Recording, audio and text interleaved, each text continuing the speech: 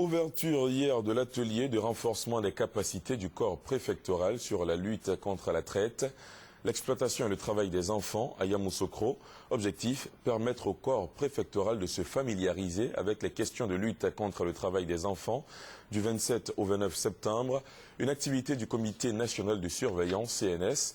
La première dame de Côte d'Ivoire, Dominique Ouattara, en est la présidente. Le point avec Victorien Angwa.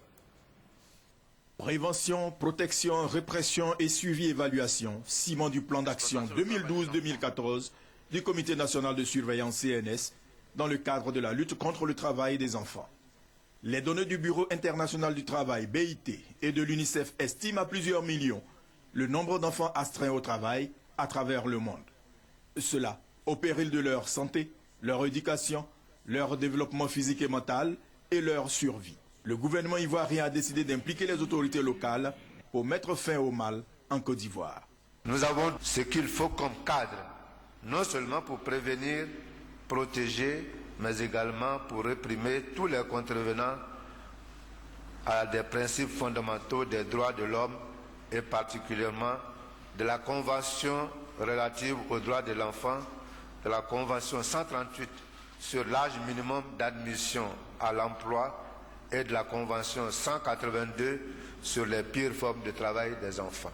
Nous gagnerons davantage à nous attarder sur les éléments utiles à l'efficacité opérationnelle des préfets en lien avec les leçons apprises et les expériences diversifiées des uns et des autres.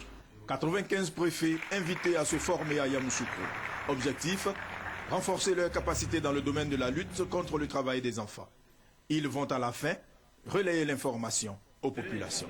Il faut rappeler que le département d'État américain a retiré la Côte d'Ivoire de la zone rouge dans le cadre de l'exploitation des enfants.